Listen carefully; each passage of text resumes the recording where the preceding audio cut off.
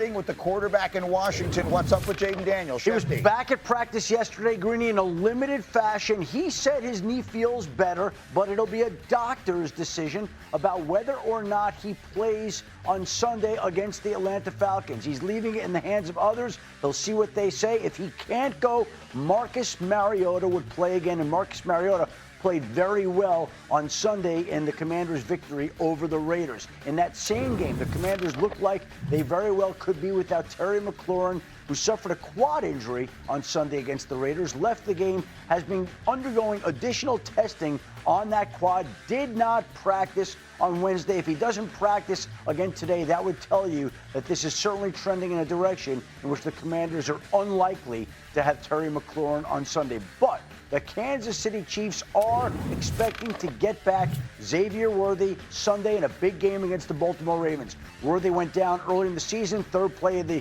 season, friendly fire with Travis Kelce, back in practice at full yesterday. And if he's listed in full on Wednesday, that tells you that he is tracking to play on Sunday against the Baltimore Ravens. The Chiefs offense could use more explosives, and it looks like they'll have that on Sunday in the form of Xavier Worthy. All right, Shefty, that feels critical as we look ahead to this matchup between these two superstar quarterbacks. And the history here is impossible to ignore. Lamar Jackson 1-5 against Mahomes in his career. And you see the numbers when they have met. Mahomes averaging nearly 3 touchdown passes per game on a 17% better completion percentage. Here are both quarterbacks ahead of the showdown. Yeah, I think for us, we got to start faster. I think every game we've kind of said that we haven't really got to do that. And we were moving the ball early in the game last week, but we're settling with field goals. And when you play teams that are really good and have dynamic quarterbacks like the Ravens do, you got to turn those into touchdowns. I don't really care about what happened in the past. You know, I'd be mad about the situation. Don't get me wrong when it happens, but we got to get ready for Chiefs. We can't dwell on old history. We got to worry about what's going on now.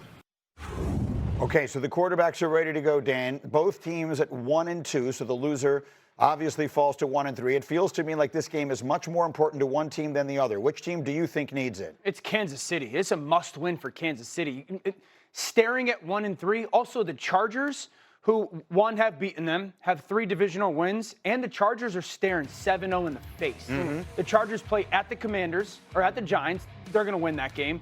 Then they play the Commanders. Maybe. We'll see if they have Jaden Daniels or not. Then they're playing at Miami, who's struggling to figure out a way to get a win. Obviously, the Colts matchup is going to be a big one. So if you're the Chiefs and if they lose this game, we're having a realistic conversation for the first time ever under Patrick. Is like, are they going to be out of the playoffs? That's how much this game matters to them. Not only they got to play better, but they have to win this football game to stay in the conversation.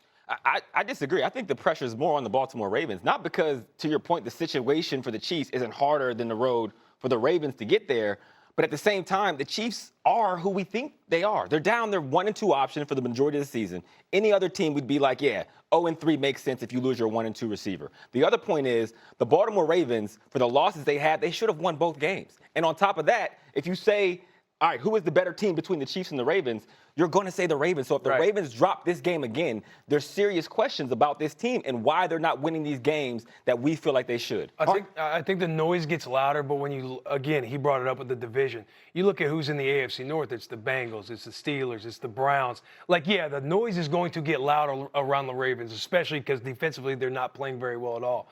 But you look at the division and the landscape of how you get into the playoffs, you can still sit back and take a breath because their offense is still playing well. It's like take care of the football in crucial situations, but they're still operating very well. Like they'll have more time to figure out. The Chiefs don't. You look at their schedule, they got to play the Lions, Commanders, the Jaguars, Buffalo, Broncos twice, Colts, Chargers again. Yeah. That's where it's a real conversation. The first time ever 1-3 under Patrick Mahomes. You can only fall so far back if you're Kansas City. I think the divisions do matter to the conversation here. If you're the Ravens, you fall to 1-3, you can look at your division and be like, we still can win this division at 10-7. Yeah.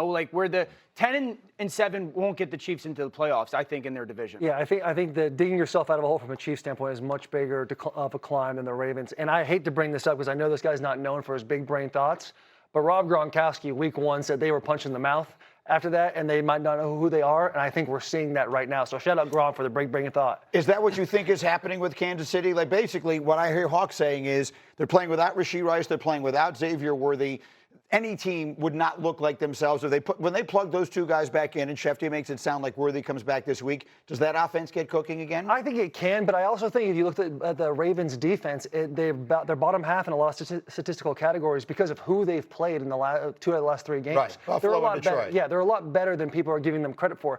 I like the Ravens in this game. I think their offense is just more consistent, better at getting more explosives. Yeah. Having Xavier is great, but I think that one piece is not going to change. I also think Baltimore defensively is built to play against the Chiefs offensively. Baltimore's got 5 first-round picks in their secondary. They were built defensively to beat the Bengals and the Chiefs, to defend the pass. That's why they're struggling in part against teams that run the football. Now, Madubuike matters a ton. Their defensive tackle in Baltimore is a big deal. But I just think if you're the Chiefs and you get Xavier Worthy back, and this is an offense right now that is average at best, it's a bottom 3 or 4 offense running the football if you take away Patrick Scrambles, you have to go win this game because I understand Xavier coming back matters and Rashee Rice coming back matter. They're not Jerry Rice and John Taylor, though. It's not going to totally revitalize and reshape the face of their offense. And so while I understand that the Ravens are a more talented football team, the Chiefs falling to 1-3 and consistently playing average football this year, that would be alarming.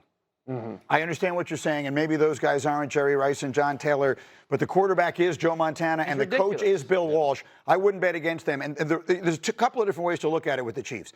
They were one weird play away from beating the Eagles. If Kelsey holds on to that ball, that's an entirely different game.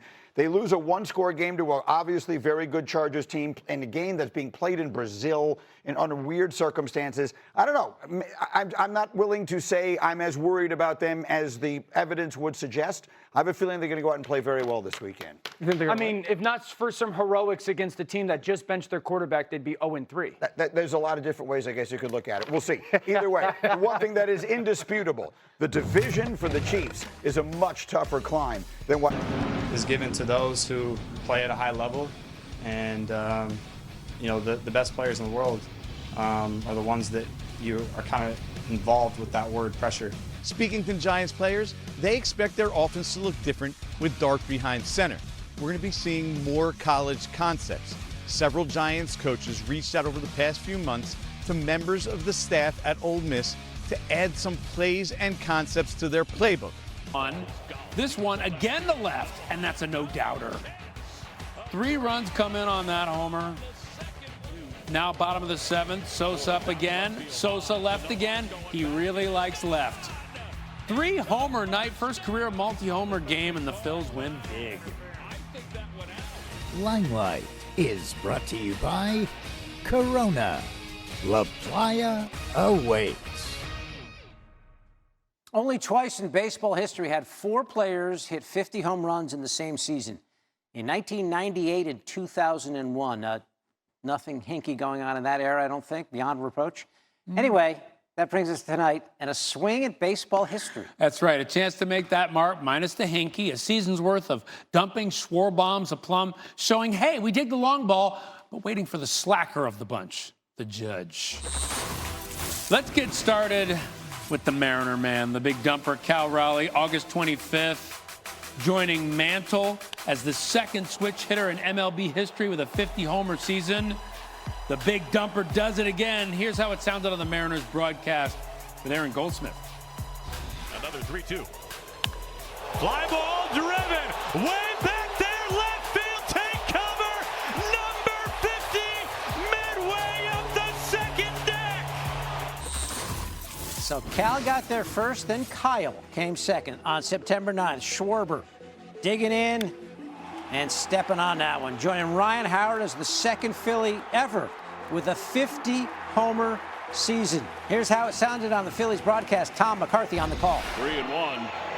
Fly ball, center field. It's hit deep. Out toward Monty's angle. It is number 50. Kyle Schwarber has just hit his 50th home run of the season. And then there's this guy, Shohei, September 16th, after he pitched 5 no-hit innings. First player in MLB history with 50 homers and pitching 50 strikeouts in a season. That's why he's MVP like every year these days. Here's how it sounded on the Dodgers broadcast with Joe Davis on the call. High fly ball to deep right field. 5 no-hit innings He's on the mound, and a skyscraping home run. There's nobody like him. Never has been. Doubtful there ever will be. Not a lot of guys like Aaron Judge either. On Wednesday, the fourth member of the 50 home run club this season. Judge, with his fourth season of 50, by the way, joining Babe Ruth, Sammy Sosa, and Mark McGwire in that elite circle. For more, take it away, Michael Kay. Driven deep to right center field. Going back, Taylor. Track. Wall. See ya. Flight 50 is landed. 50 home runs or more for the fourth season of his career. Aaron Judge with a 3-run home run. Judge popped his 51st later in the game, the fourth guy to hit 50 this season. Coming up at the top of the hour, the Guardians' incredible run to the top of the AL Central continues with a massive win in Detroit. Highlights of that and the rest of the MLB playoff races coming up. Tyler Folger and Amina Smith, a brand new SportsCenter in moments, a power surge in the big leagues last night. Amina, don't miss multiple milestone home runs from MVP candidates across both leagues. Yeah, Michael Parsons just days away from making his return to Dallas to face his former team. You have to